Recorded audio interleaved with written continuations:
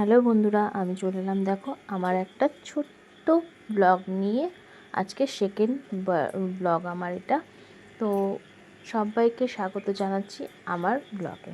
তো আমি বলেইছিলাম যে আমি সেকেন্ড ব্লগটা তোমাদের সঙ্গে শেয়ার করব আমার দোকান।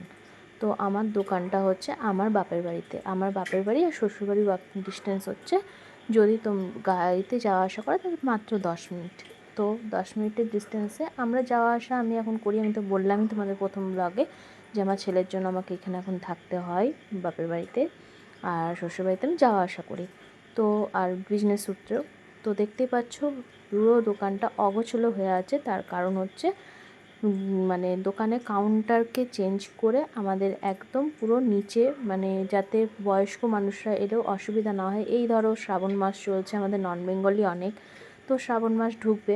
তো শ্রাবণ মাসের মধ্যে অনেক চুড়ি দরকার হয়, অনেক কিছু দরকার, যাতে সবাই বসে দেখে নিতে পারে এবং জামা কাপড়টাও নিতে পারে। আর আমার জামা কাপড়ও বিজনেস আছে, শাড়ি, ব্যাগ, নানা রকম অনেক সব রকম এবং গোল্ড প্লেটের সব রকম জিনিসপত্র আমি রাখি। তো ওগুলো অনলাইন করি, ওগুলো উপরে আছে, ওটাও তোমাদের সঙ্গে একদিন শেয়ার করব। তো ওই জন্য কিন্তু আমরা মানে আমাদের প্ল্যানিং যে যাতে বসে মানুষ দেখতে পারে, তার জন্য সেই মানে সব খালি করে, মানে কাউন্টার খালি করে সব বসে দেখানোর ব্যবস্থা করা হচ্ছে। ওই জন্য সমস্ত দোকানের সব জায়গা কিন্তু অগোছালো হয়ে পড়ে রয়েছে, ঠিক আছে। আর তাছাড়াও আমাদের কিন্তু এখানে জেরক্সও করা হয়, দোকানে দুটো জেরক্স মেশিন আছে, জেরক্সও করা হয়। আর এমনিতেও পুজোর আগে আগে এই টাইমটাতে জুন জুলাইয়ের দিকে আমরা কিন্তু একবার করে দোকানটা পরিষ্কার করি প্রতি বছর। এটা একটু চেঞ্জ করা হয়, তো এবছর অন্যরকম চেঞ্জ করা হবে। দেখা যাক 2-3 মাস করে, যদি সেরকম মনে হয় যে না কাউন্টারই ভালো ছিল, তখন আবার নতুনভাবে কাউন্টার যেমন ছিল সেরকম করব। আর না হলে হচ্ছে যেমন চলছে সেরকমই চলবে, দেখা যাক কী হচ্ছে। তো এখনও পর্যন্ত সাজিয়ে উঠতে কিছুই পারিনি, কারণ ছেলে ছোট, আমি তো কিছু করতেই পারি না, সময় দিতে পারি না। বাবা যেটুকু করার টুকটুক করে নিজেই করে।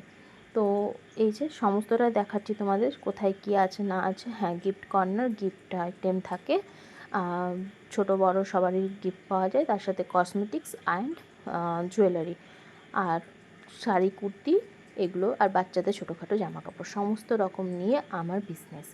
তো তোমাদের কাদের কাদের আমার এই বিজনেস ভালো লাগলো এবং আমার দোকানটা ভালো লাগলো অবশ্যই কিন্তু জানিও। আর যারা আমাদের লোকালে আছো তারা কিন্তু আসতে পারো, যারা আসানসোলের মধ্যে আছো। আর যারা অনলাইন থেকে নিতে চাও তারাও কিন্তু নিতে পারবে অবশ্যই, কিন্তু সেটা আস্তে আস্তে আমি যত ভিডিও দেবো তত আমার সাথে পরিচয় তোমাদের হবে এবং দেখতেও পাবে, বুঝতেও পারবে, ঠিক আছে।